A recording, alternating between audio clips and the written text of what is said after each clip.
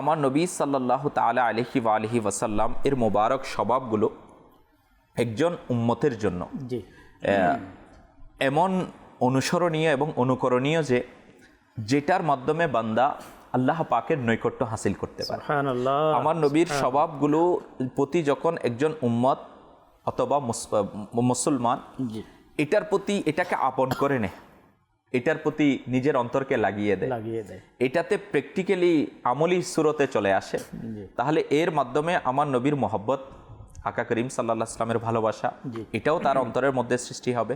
আর সাথে সাথে আল্লাহ পাকের পক্ষ থেকে ওই বিষয়ের জন্য যে পুরস্কার রয়েছে, নিয়ামত রয়েছে, আল্লাহ পাকের পক্ষ থেকে যে সুসংবাদ ঘোষণা করা হয়েছে সেগুলোও সে হাসিল করতে পারবে। তো আজ মাশাআল্লাহুল করিম যে বিষয় আমার নবী সাল্লাল্লাহু আলাইহি ওয়াসাল্লামের স্বভাবের মধ্যে একটি স্বভাব এটাও ছিলেন যে আকাই নামদার সাল্লাল্লাহু তাআলা আলাইহি ওয়া আলিহি ওয়াসাল্লাম যেভাবে ফরজ রোজা আমরা রাখি রমজানুল মুবারকে, তো আমার নবী সাল্লাল্লাহু তাআলা আলাইহি ওয়া আলিহি ওয়াসাল্লাম এর সাদকাই কিন্তু ওই রমজান মিলেছিল, রোজাও মিলেছে, রমজান মাস আমার নবীর সাদকাই মিলেছে। কিন্তু আকাই নামদার সাল্লাল্লাহু তাআলা আলাইহি ওয়া আলিহি ওয়াসাল্লাম শুধু রমজানুল মুবারকে রোজা রাখতেন তা নয়, বরংস আকা সাল্লাল্লাহু তাআলা আলাইহি ওয়া আলিহি ওয়াসাল্লাম বিভিন্ন মাসে, বিশেষ করে যদি আমরা দেখি রজবুল মুরাজ্জব শরীফ, এরপরে দেখি শাবানুল মুআজ্জম, সেটাও আমার নবী সাল্লাল্লাহু তাআলা আলাইহি ওয়া আলিহি ওয়াসাল্লাম অধিক পরিমাণে রোজা রাখতেন। এরপরে রমজানুল মুবারক তো মাশাআল্লাহ আমরা সবাই এটার ব্যাপারে অবগত রয়েছি।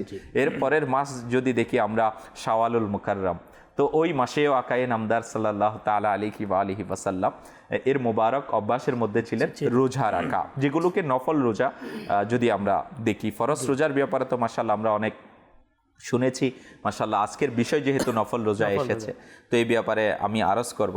এইভাবে যদি আমরা চিন্তা করি কুরবানির যে মাস আছে আলহামদুলিল্লাহি রাব্বিল আলামিন, ঈদুল আজহার মোবারক মাসেও আমার নবী সাল্লাল্লাহু তাআলা আলাইহি ওয়া আলিহি ওয়াসাল্লাম রোজা রাখতেন। তো এভাবে যদি আমরা চিন্তা করি প্রতি মাসেই, যদি শুধু রমজান নয়, রমজান ছাড়া প্রায় মাসেই আকাই নামদার সাল্লাল্লাহু তাআলা আলাইহি ওয়া আলিহি ওয়াসাল্লাম রোজা রাখার ব্যাপারে হাদিসে মুবারকার মধ্যে এসেছে, ওনার স্বভাবের মধ্যে এসেছে।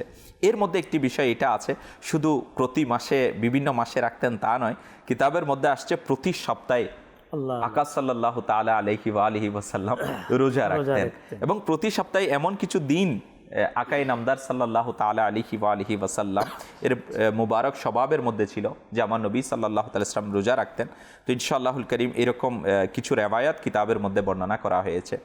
আমির আহলে সুন্নাত দামাত বারাকাতুহুল আলিয়ার লিখিত কিতাব ফাইজানে সুন্নাত, বিশ্ববিখ্যাত কিতাব, এর একটি খণ্ড ফাইজানে রমজান।